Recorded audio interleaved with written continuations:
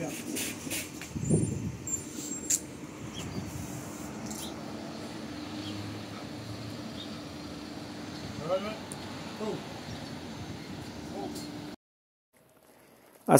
আলাইকুম, সবাইকে স্বাগতম। আশা করি আপনারা সবাই ভালো আছেন।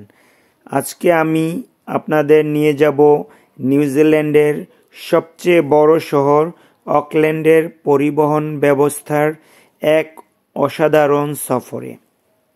আপনি যদি অকল্যান্ডে নতুন হন কিংবা ভ্রমণের পরিকল্পনা করে থাকেন অথবা ভবিষ্যতে অকল্যান্ডে আসবেন চিন্তা করে থাকেন, অথবা শুধু জানতে চান এই শহরের বাস, ট্রেন আর ফেরি সিস্টেম কেমন, তাহলে বসে যান আমার সাথে।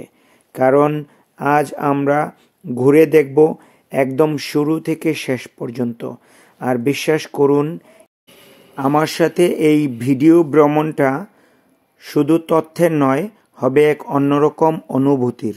প্রতিটা তথ্য, প্রতিটা ভিডিওর অংশ আপনার কাছে ভালো লাগবে, আপনাকে পুলকিত করবে ইনশাল্লাহ। কেননা অকল্যান্ডে পাবলিক ট্রান্সপোর্টে চড়া মানে শুধু যাতায়াত নয়, এটা যেন শহরের প্রতিটা কোনায় কোনায় গল্পের খোঁজে বেরিয়ে পড়া। অকল্যান্ডের পাবলিক ট্রান্সপোর্টের প্রথম ঝলকে আমি যেটা বলতে চাই, অকল্যান্ড সিটি নিউজিল্যান্ডের সবচেয়ে ব্যস্ত ও জনবহুল শহর। এখানে প্রায় 16 লক্ষেরও বেশি মানুষ বসবাস করে, আর প্রতিদিন হাজার হাজার মানুষ আপনার শহরের বাইরে থেকে, বিভিন্ন শহর থেকে আসা যাওয়া করে। কেউ আসে কাজের খোঁজে, কেউ আসে পড়াশোনা করার জন্য, আবার কেউ আসে ঘুরে বেড়ানোর জন্য শহরের এক প্রান্ত থেকে অন্য প্রান্ত।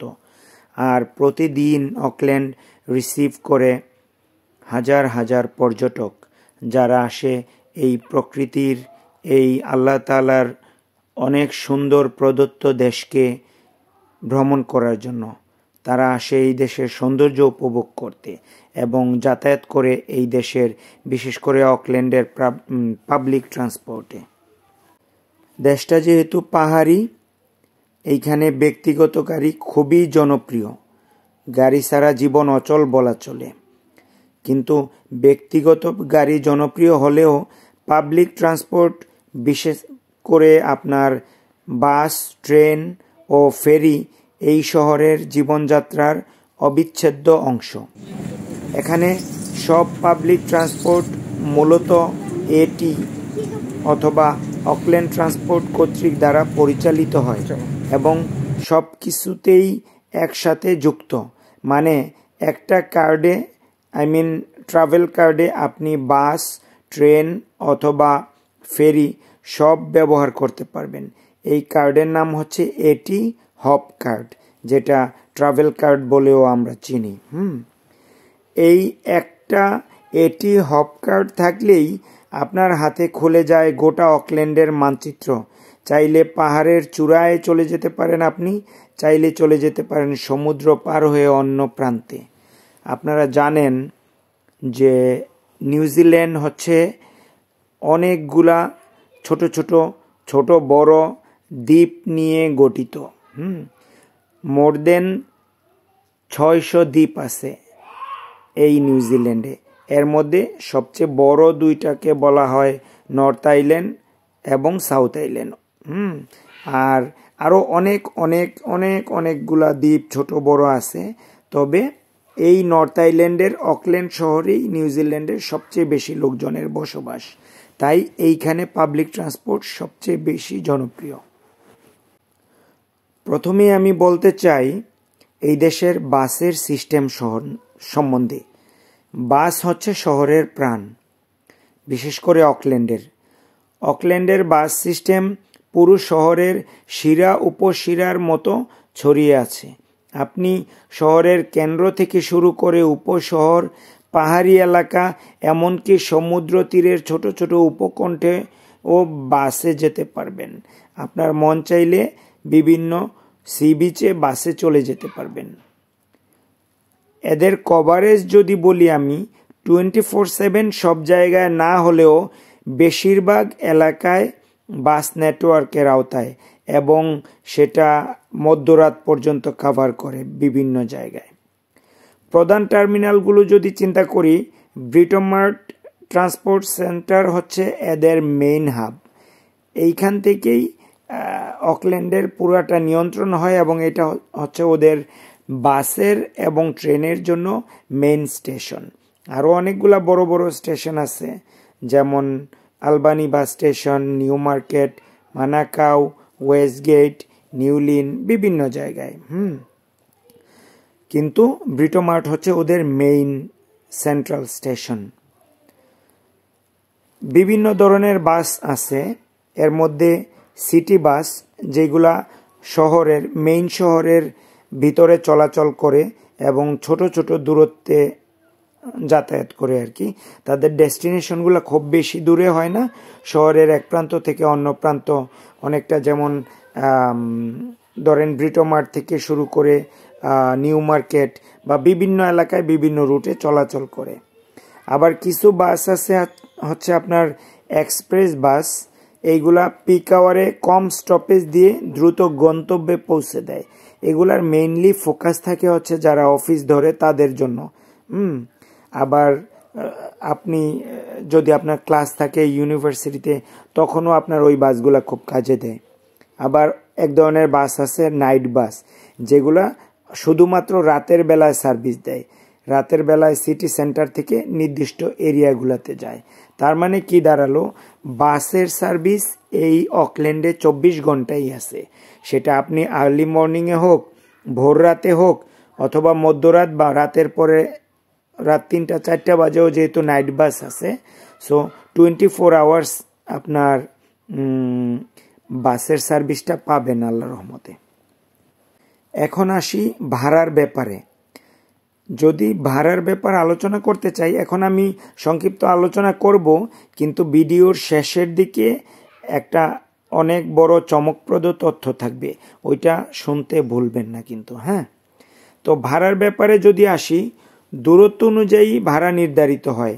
ধরেন আপনি যতটুকু ডিস্টেন্সে যাবেন আপনার ততটুকুই ভাড়া হবে।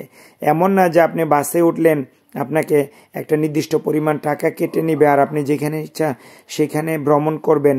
তারা অ্যাকচুয়ালি আপনার কমও নিবে না, আবার বেশিও নিবে না। আপনার যতটুকু দূরত্ব ট্রাভেল করবেন ততটুকুই আপনার ভাড়া নিবে। এর উপরে আবার কথা আছে, যদি আপনার ওই যে হপ কার্ডটা থাকে, এই কার্ডটা যদি ইউজ করেন তাহলেও আপনি নর্মাল ভাড়া থেকে একটু আপনি ডিসকাউন্ট পাবেন। এর উপরে আবার ডিসকাউন্ট আছে হচ্ছে যদি আপনি ইন্টারন্যাশনাল স্টুডেন্ট হন বা লোকাল স্টুডেন্ট হন, স্টুডেন্টদের জন্য প্রায় 30% ডিসকাউন্ট আছে। আমি জানি না, কম বেশি হতে পারে, কিন্তু আনুমানিক আমি ধরে নিচ্ছি প্রায় 30% ডিসকাউন্ট পাওয়া যায়, যেটা আমার জানা মতে আর কি। তার মানে স্টুডেন্টরা হিউজ একটা ডিসকাউন্ট পায় যতদিন তারা স্টুডেন্ট আছে। একটা মজার বিষয় বলি, এখানে আপনি যখন বাসে উঠবেন বা না বাস থেকে নেমে যাবেন, হাসি মুখে আপনি ড্রাইভারকে hi, hello, good morning, good afternoon, good evening, কিয়া ওরা এগুলা বলবেন। এটা বলাটা হচ্ছে এই দেশের কালচার।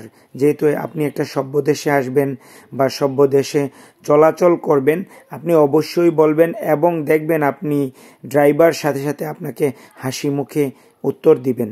এবং ড্রাইভাররা খুবই আন্তরিক, খুবই জেন্টেল, ওনারা হচ্ছে আপনার কাছ থেকে ভালো ব্যবহার আশা করেন এবং ভালো ব্যবহার আপনার সাথে করে থাকেন। এইখানে বাস ড্রাইভার মানে কিন্তু আপনি আমাদের বাংলাদেশের বাস ড্রাইভারের সাথে তুলনা করলে হবে না। এইখানে বাস ড্রাইভাররা হচ্ছে খুবই মার্জিত এবং এত আন্তরিক আপনি চিন্তাও করতে পারবেন না। ইভেন যারা বাস ড্রাইভিং করে, এই পেশাটাকে আপনি যদি নর্মাল পেশা মনে করেন, সেটা মোটেও না। এটা হচ্ছে অনেক স্পেশাল একটা পেশা। ইভেন তাদের স্যালারি, ব্যাংকে যারা চাকরি করে এইখানে, তাদের স্যালারির চেয়েও বেশি। সো এটা খুবই একটা ম্যানারফুল কাজ যে আপনি যখন বাসে উঠবেন, উঠেই ড্রাইভারকে হাই হ্যালো বলবেন আর কি। ওকে, এর প্রতি উত্তরে আপনাকে ড্রাইভার যে সুন্দর করে থ্যাংক ইউ বলবে, সেই থ্যাংক ইউটাই আপনার কাছে মনে হবে আপনি এখন এই শহরের অংশ, এই সোসাইটির অংশ। সো অবশ্যই এটা ফলো করবেন। এবার আসা যাক ট্রেন সম্বন্ধে। ট্রেনের সিস্টেম খুবই দ্রুত এবং আরামদায়ক। অকল্যান্ডের ট্রেন নেটওয়ার্ক তুলনামূলকভাবে ছোট হলেও অত্যন্ত কার্যকরী। শহরের প্রধান উপশহরগুলিকে দ্রুত ও সরাসরি সংযুক্ত করেছে এই ট্রেন সিস্টেম। ট্রেনের যে কয়েকটা লাইন আছে, মেইনলি 4টা লাইন আছে। একটা হচ্ছে সাউদার্ন লাইন, ব্রিটোমার থেকে পাপাকুড়া যায়। আরেকটা হচ্ছে ইস্টার্ন লাইন, ব্রিটোমার থেকে মানাকাও যায়। আরেকটা হচ্ছে ওয়েস্টার্ন লাইন, ব্রিটোমার থেকে সোয়ানসন যায়, যেটা দিয়ে আমার বাসায় আসা যায় রাস্তায় পরে অ্যাভনডেল। হ্যাঁ, আর আরেকটা লাইন হচ্ছে অনেহুঙ্গা লাইন, যেটা ব্রিটোমার থেকে অনেহুঙ্গা যায়। সো মেইনলি এই 4টা লাইন শহরের চারদিকে যায় এবং ছোট ছোট উপশহরগুলাকে, যেগুলাকে আমরা সাবার্ব বলি, হ্যাঁ, ওইগুলাকে সংযুক্ত করে।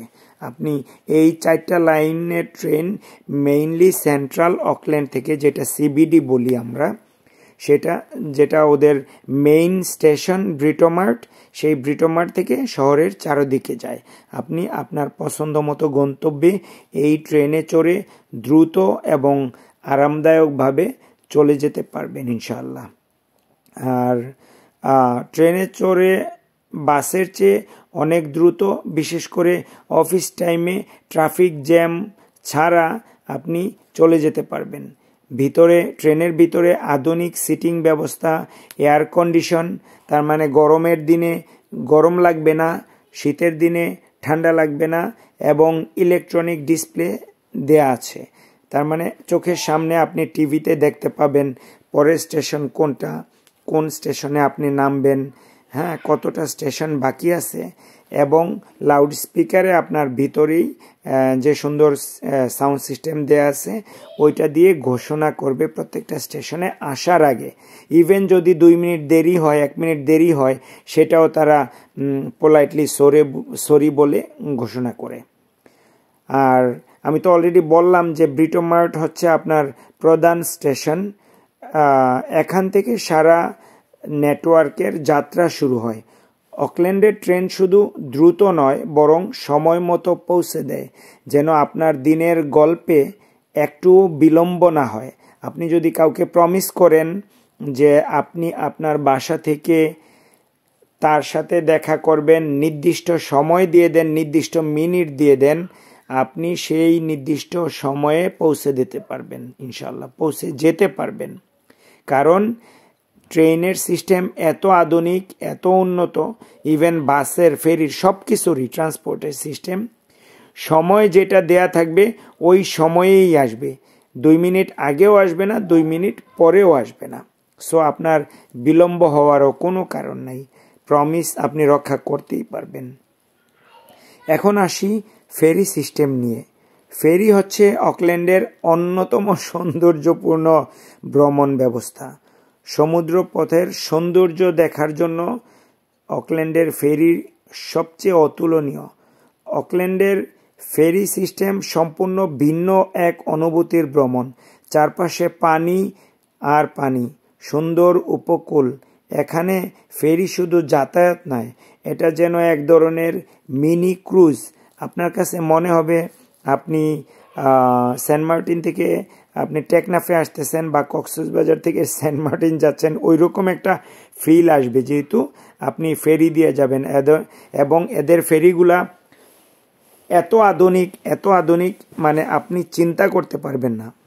ফেরিগুলার ভিতরে আপনার এয়ার কন্ডিশনিং সিস্টেম, বড় বড় টিভি মনিটর, এবং সাইডের জানালাগুলা আপনার খোলা থাকে। সো আপনার ভ্রমণ খুবই আনন্দদায়ক হবে। আচ্ছা, যদি এখন আসি ফেরির প্রধান যে কয়েকটা রুট আছে, এর মধ্যে যেমন ডেভনপোর্ট একটা। ডেভনপোর্ট হচ্ছে আপনার 15 মিনিট থেকে 16 মিনিট লাগে আপনার সিটি সেন্টার থেকে ডেভনপোর্ট পৌঁছাইতে। আরেকটা আছে আপনার ওয়াইহেকে আইল্যান্ড ফেরি, প্রায় 40 মিনিটের গন্তব্য ফেরিতে। সমুদ্র সৈকত আর ওয়াইনইয়ার্ডের জন্য বিখ্যাত হচ্ছে আপনার ওই এলাকাটা, সেইখানেও আপনি যাইতে পারেন। আরেকটা আছে হাফ মুন বে, আরেকটা আছে হবসন বিল। এই সমস্ত রুটগুলোতে নিয়মিত কমিউটার ফেরি চলাচল করে। আপনি প্রতি 20 মিনিট, 15 মিনিট, 10 মিনিট, এক এক রুটে এক এক রকম, আধা ঘন্টা এই রকম গ্যাপ দিয়ে দিয়ে ফেরি চলাচল করে। তার মানে আপনি চাইলেই যে কোনো সময় যে কোনো ফেরি ধরে যে কোনো ছোট ছোট দ্বীপে চলে যেতে পারবেন। ফেরি ধরুন আর দেখুন কিভাবে সূর্যের আলো পানির উপরে নাচানাচি করে। এটা এক ধরনের সিনেমাটিক মুহূর্ত হবে আপনার ফেরি ভ্রমণ, যা ক্যামেরায় বন্দি করতে মন চাইবেই। তাই যখনই আমি ফেরিতে উঠি তখন আমার হাতে সব সময় ক্যামেরা থাকে। আমি হয়তোবা সেইগুলা সোশ্যাল মিডিয়ায় পাবলিশ করি না, কিন্তু আমি ক্যামেরা বন্দি করি। এবার আসি কিছু গুরুত্বপূর্ণ কথায়, কিছু টিপস দেই। অকল্যান্ড ট্রান্সপোর্ট আপনাকে ট্রেন, বাস অথবা ফেরির ভিতরে খাবার খেতে নিরুৎসাহিত করে, যেহেতু এটা অত্যন্ত সুন্দর পরিচ্ছন্ন সার্ভিস। এইগুলার জন্য কোনোভাবেই যেন নোংরা না হয় সেজন্য নিরুৎসাহিত করে। কিন্তু আপনি যদিও খান সাবধানে খাবেন, আর পানি খেতে পারেন, এটা কোনো ব্যাপার না। ফেরির বাইরে ডেকে বসতে চাইলে বাতাসে চুল এলোমেলো হবে, মন বিষণ্ণ হবে, সেই ব্যাপারে সাবধান। ওকে, এখন আসুন আমি গুরুত্বপূর্ণ কিছু কথা বলি যে আসলে ভাড়াটা কীরকম হয় বা কিভাবে নির্ধারিত হয়। অকল্যান্ড ট্রান্সপোর্ট কখনোই চায় না আপনার কাছ থেকে খুব বেশি ভাড়া নিতে। তো এই জন্য এরা নতুন আরেকটা পদ্ধতি চালু করছেন, সেটা হচ্ছে সপ্তাহে $50। আপনি যদি সপ্তাহে $50 পেমেন্ট করেন, তখন আপনি যতবার ইচ্ছা, যত হাজারবার ইচ্ছা, যত রুট রাত দিন 24 ঘন্টা চলতে পারবেন, $50 বেশি কাটবে না। এটা হচ্ছে ম্যাক্সিমাম। আর যদি আপনি $50 খরচ না করতে চান, যে আমি সারা সপ্তাহে 2বার ট্রেনে উঠবো বা 1বার ট্রেনে উঠবো বা 3বার বাসে উঠবো, তাহলে আপনি ওই নির্দিষ্ট গন্তব্যে যতটুকু যাবেন অতটুকুই কাটবে। আর আপনারা এই হপ কার্ড কোথা থেকে পাবেন? হপ কার্ড যে কোনো জায়গা থেকে আপনার স্টেশন থেকে কিনতে পারবেন, এবং অনেক ছোট ছোট দোকানও থাকে এলাকা ভিত্তিক, ওই দোকানগুলা থেকেও কিনতে পারবেন। এখন আরও একটা আকর্ষণীয় তথ্য দিই। অলরেডি কয়েক মাস আগে থেকে অকল্যান্ড ট্রান্সপোর্ট এই হপ কার্ড ছাড়াও ট্রাভেল করার ব্যবস্থা করে ফেলছে। সেটা হচ্ছে আপনার ডেবিট কার্ড অথবা ক্রেডিট কার্ড।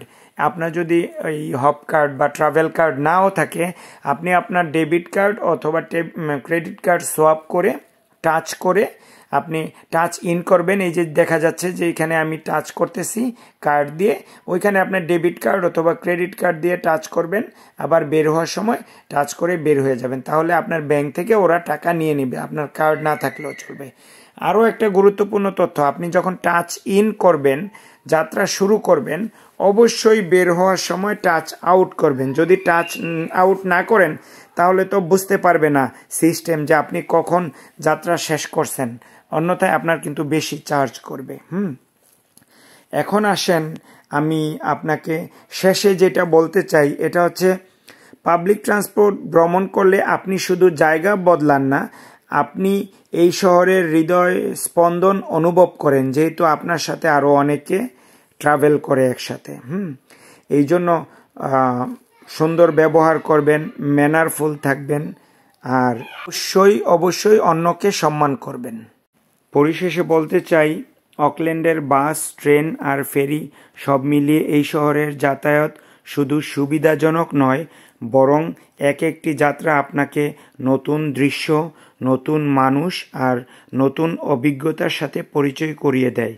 তাই পরের বার অকল্যান্ডে এলে অথবা ভবিষ্যতে যখন আসবেন, শুধু গন্তব্যের কথা ভাববেন না, ভাবুন যাত্রার কথাও, কারণ এই শহরের প্রতিটি যাত্রাই এক একটা গল্প। আপনিও এই গল্পের একজন অবিচ্ছেদ্য অংশ। তো ভালো থাকবেন, সুস্থ থাকবেন, আবার কথা হবে অন্য কোনো দিন। আসসালামু আলাইকুম।